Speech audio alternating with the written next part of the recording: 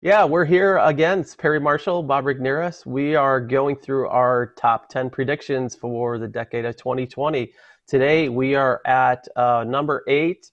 And unfortunately, this one's probably a little bit of a gloomy one, Perry, but probably an honest one. So I'll let you kind of set that up and talk about it. So one of the best books that I read in the previous decade was called The Book of Extremes: Why the 21st Century is Not Like the 20th by Raymond G. Lewis. And what this book points out is that um, in the 21st century, systems are highly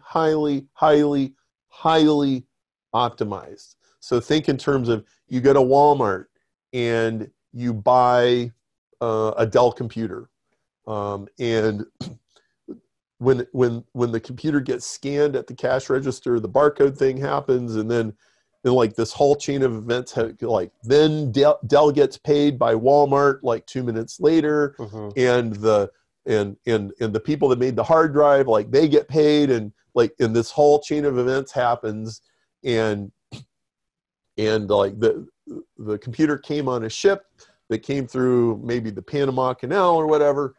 and what he points out in this book is that when something breaks, it really breaks. Like, let's say somebody bombed the Panama Canal.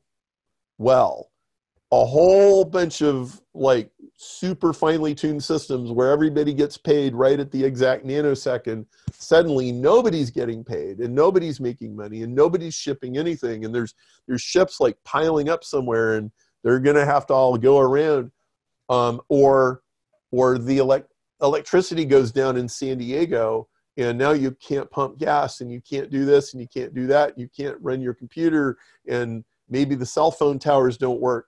Like, all these highly interdependent systems fail. Well, I want you to consider that the odds are not 80%, not 90%. The odds are 100% that big platforms that we depend on are going to have catastrophic failures in the next 10 years. Okay. The odds are 100% that something sort of like Gmail goes down for 2 days, or Amazon gets hacked, and millions of credit cards get spewed all over the place, or Apple gets hacked and your private pictures, your private text messages, or whatever are suddenly shared with all of your friends by some hacker. Stuff like this is going to happen.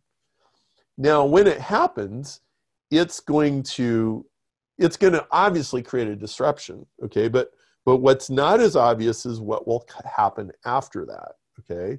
So what will happen after that is people will suddenly realize, hey, wait a minute, like, we've hung all these things on this clothesline. It only takes one scissor to cut the clothesline, and then everything falls on the ground.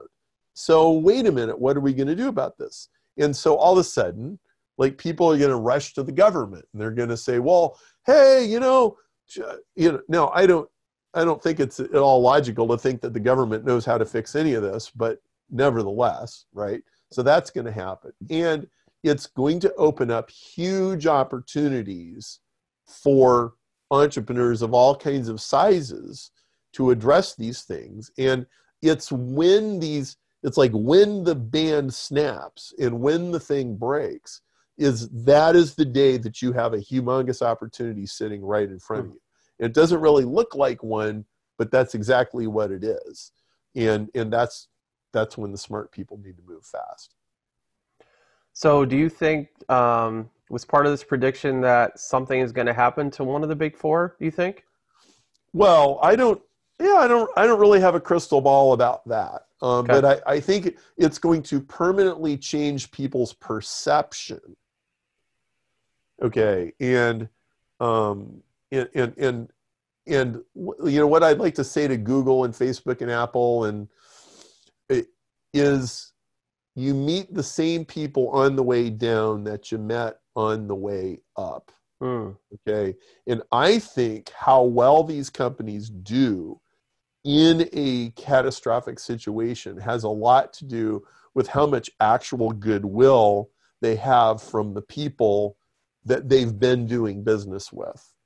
Most Google advertisers don't have any particularly love or affection for Google, Right. okay? Because Google does not treat them well. Google treats them like they're people at a casino. And this can't be good for Google long term. And you can't wallpaper with PR campaigns and TV commercials. That doesn't fix the bad blood and the bad will from the people who actually pay your bills. Mm. All right, so that is prediction number 8. We're going to have prediction number 7 for you tomorrow, and we look forward to seeing you.